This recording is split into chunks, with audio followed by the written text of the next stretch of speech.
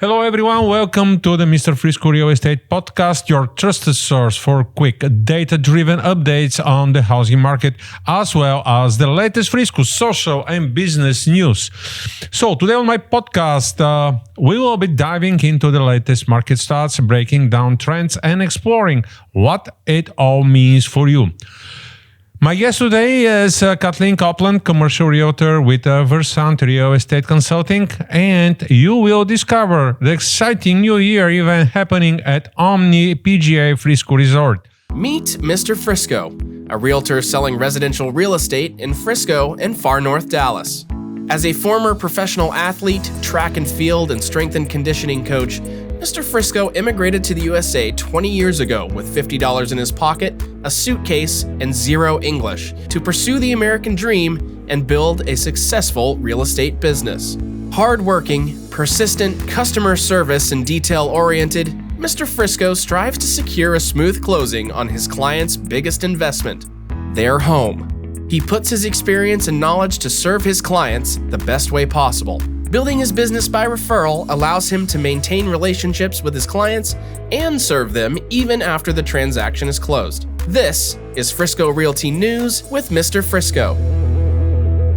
Let's dive in. The median existing home price in Frisco hit $732,940 in November, 12.8% increase from the last year and a 12.76% jump from October.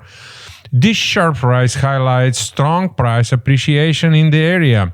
The inventory tells another story. There were 615 homes for sale, a 57.3% increase compared to the last year, but inventory dipped 5.38% compared to October.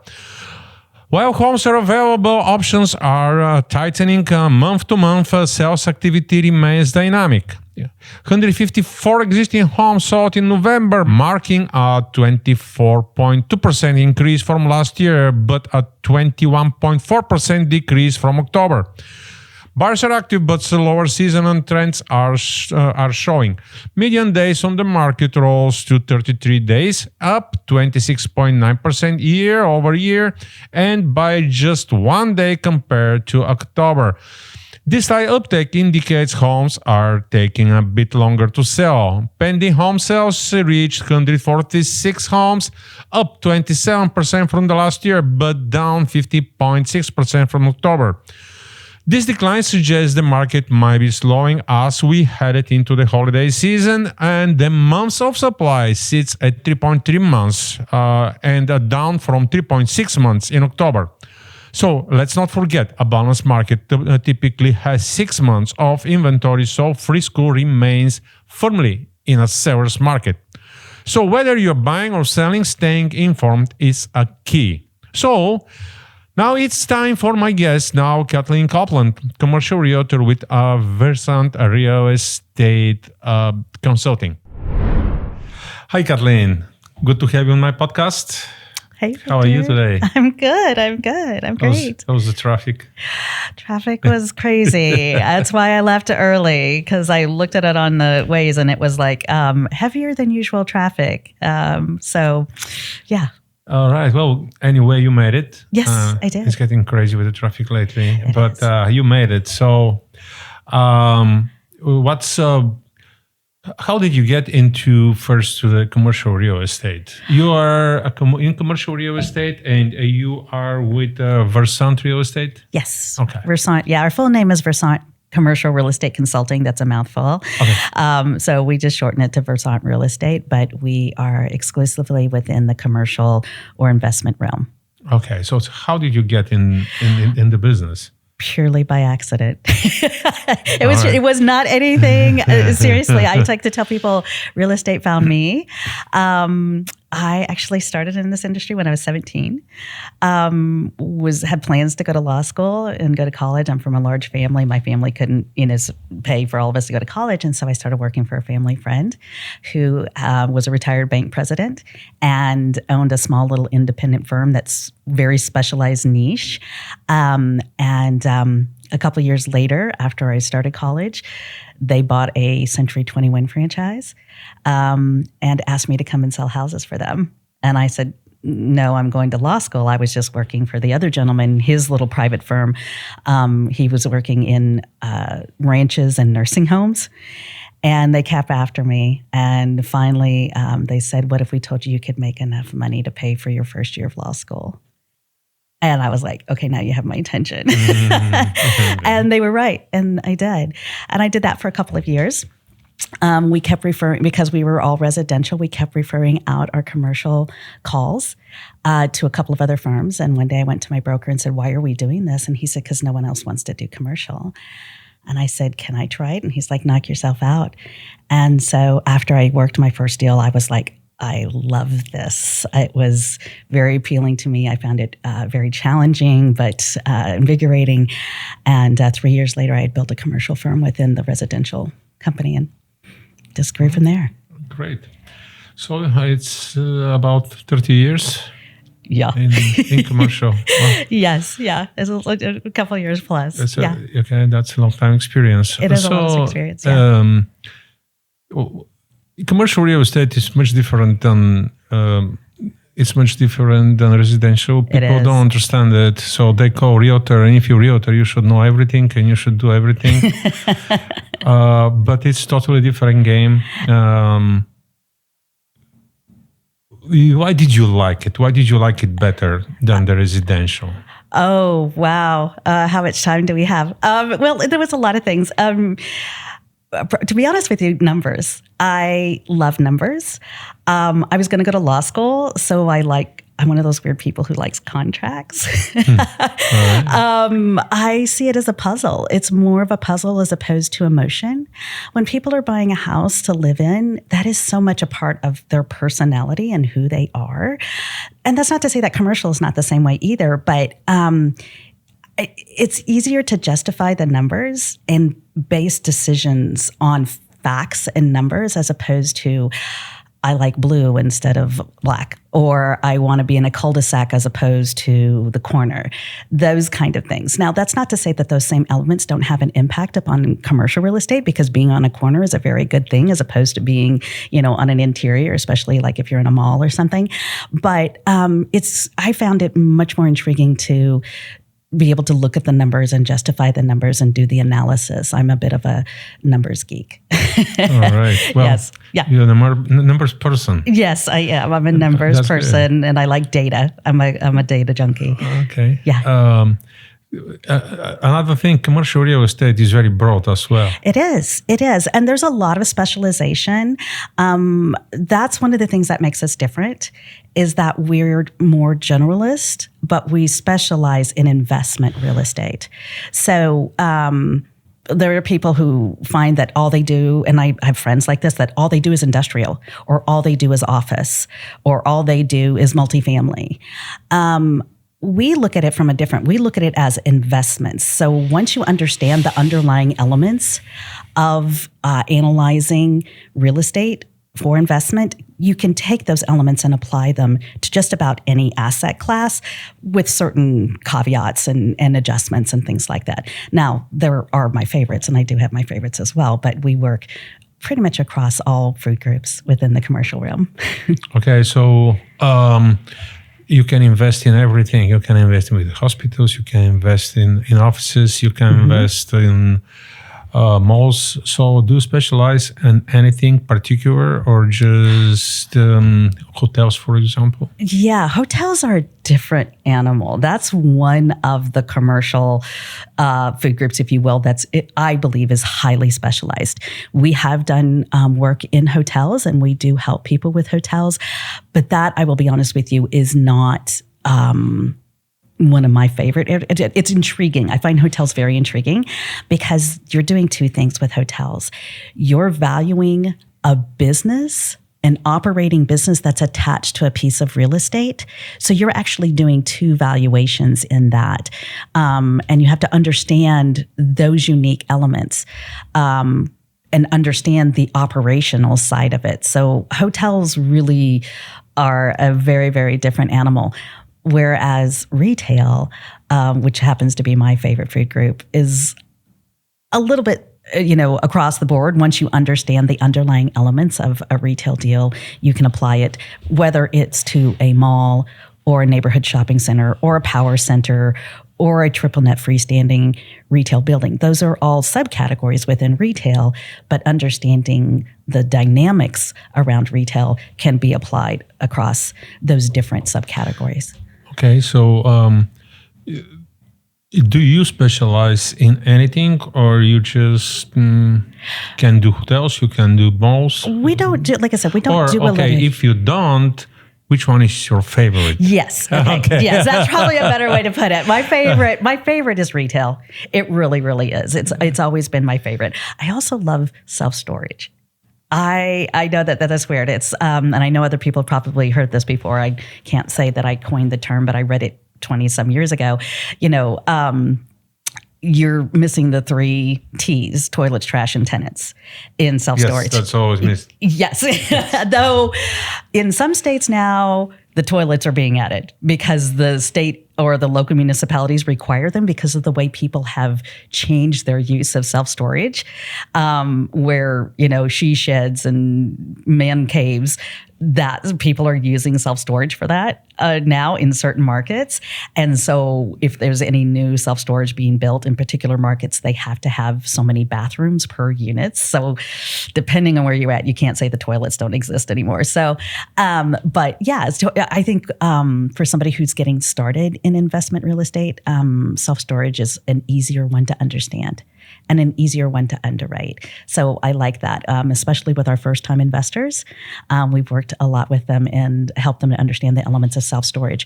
Retail, though, is, again, I've worked in it probably the longest, have sold everything from dead and dying malls in the middle of nowhere, Iowa, to power centers in LA. It's fun. And the reason I like another reason why I like retail so much is I have a passion for business owners. And that's how I got into Versant, was years of working in the corporate environment, talking to the tenants, talking to the business owners, understanding, helping them understand their leases and what they didn't realize and how that lease affects and impacts their ability to be profitable. All right. Yeah, small business. It's always a good thing. It is.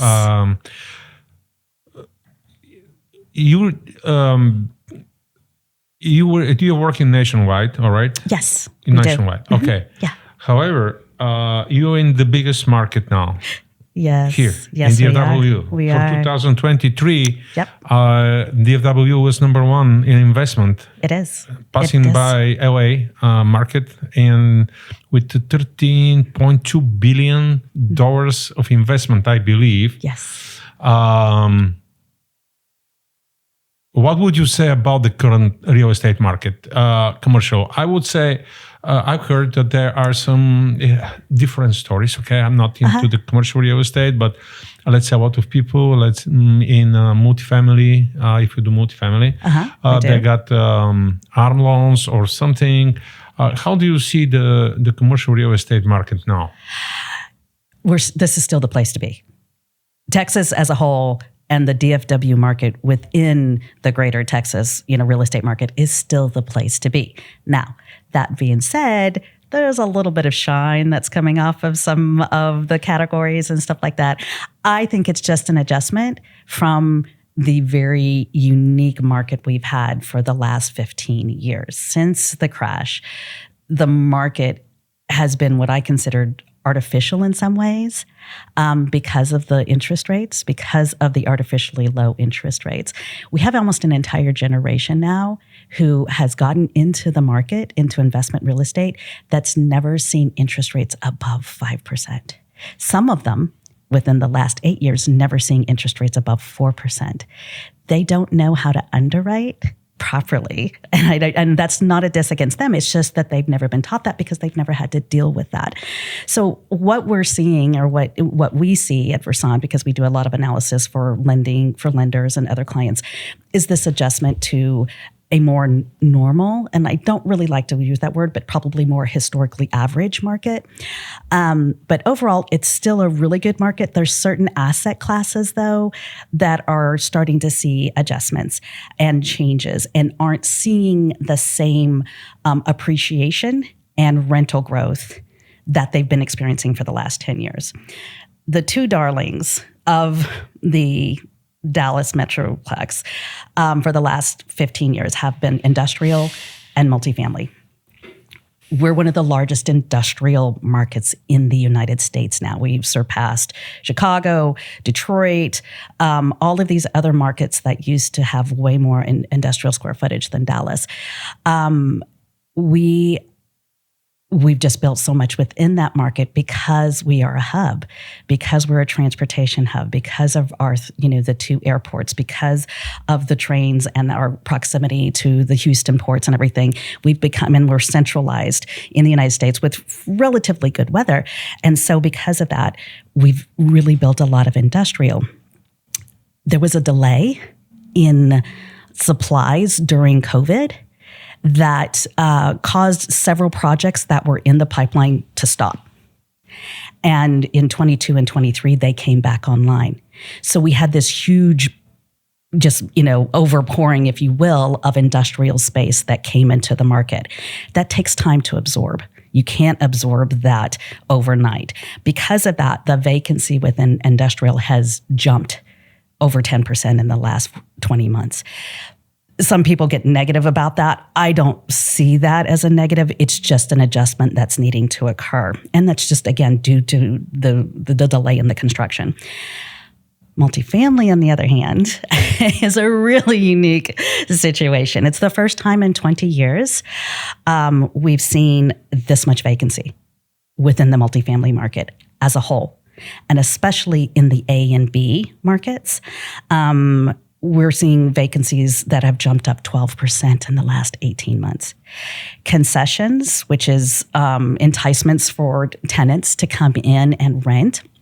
We didn't see concessions from 2010 until last year. In the last 18 months, we're seeing concessions now being offered, people giving them discounts to stay, giving them, I was doing an analysis of an apartment, a brand new, very nice, modern apartment complex in Fort Worth.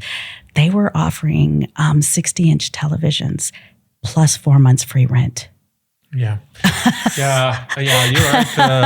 I see that the rental market softening, and a lot of people don't realize that the average historical interest rate was around 5%. Exactly. Done deal. Exactly. So we're where we have to be now, and I don't expect something to happen in at least in my lifetime, but we'll see if I'm right.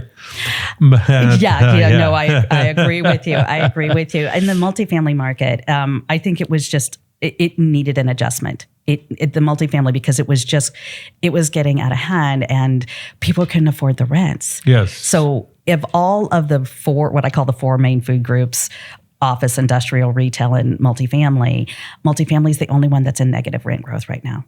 Yep. And everything else is still in positive rent growth, though that the size of the growth has adjusted a little bit. There's always adjustment. So I'm sorry? There's always adjustment. There's always an adjustment. It's here. Well, it's here. And that's the thing with real estate. And another thing that I love about it, and a lot of people hate about it, is that it is cyclical. Yeah. And, in my 30 years in the industry, I've seen the cycles. And, again, you just have to learn how to account for the cycles, adjust for it, and move forward. Well, you just change your marketing, and you just have to adjust to the new normal. Mm-hmm. Yes. Yes. Yeah. All right. Well, if somebody wants to reach out to you to rent a space or buy or something, or invest in commercial, how can you do that? How can they do that? I'm sorry. Yes. How do they can call us? They can email. My email is my first initial K, last name Copeland, all together as one word, at Versant, REC. And Versant is spelled with a V, ERSANT, and then REC.com. Or they can call me. They can call my main line, which is 214-697-9739. They can also find us on the web. We've got our website, which is versantrec.com. And we're on all the social media. LinkedIn is probably the best way to get the fastest response from me. We've got Facebook and Instagram, but I tend to be more on LinkedIn. All right. Well, perfect. So anyone, if you need help with the commercial real estate, Kathleen Copeland is here for you. So contact her. Thanks, Kathleen. Oh, thank you, Viktor. Glad to have you, and wish you Merry Christmas. Same to you. Happy New Year. Happy New Year. I'll see you around. Yes. We're not workers, so we're going to see each other very often. Yes. Yes. All right. Okay. Thank you very much. Thanks, Viktor.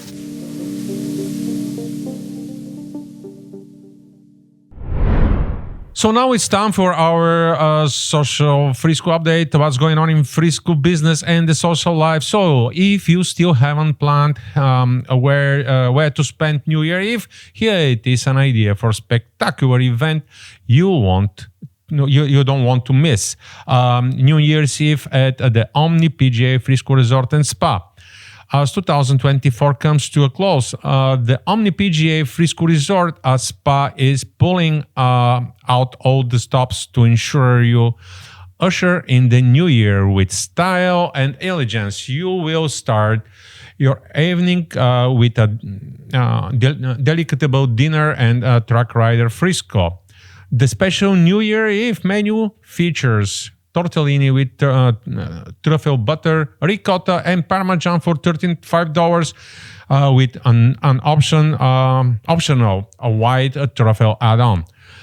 Halibut with a brown butter piccata priced at $50, and for those seeking a hearty option, a bone-in prime beef with cowboy sauce at $165. So these culinary delights are complemented with holiday themed specialty cocktails. Reservations are strongly recommended, and after your meal, the celebration continues at the Lookout Lounge and Bar, located with the resort's lobby. Here you can enjoy live music by a rock star and partake in a New Year's Eve toast at the resort's Bubbles Bar. It's the perfect setting to count down the midnight with friends and family. So to elevate your experience, the resort offers special room packages and include a luxurious accommodation, valet parking, 1 p.m. late checkout, and more. So for details and bookings, visit omnipgafrisco.com. So, whether you are a local resident or visiting from out of town, the Omni PGA Frisco Resort and Spa provides a premier destination to ring in the new year. With exquisite dining, live entertainment, and luxurious accommodations, it's set up to be an unforgettable evening. That's all for today. For today's episode on my podcast. Before you go, don't forget to subscribe to my MisterFrisco YouTube channel for more updates on local business and real estate tips and everything you need to know about in Frisco. Wishing you all a joyous holiday season and Happy New Year. Until next time.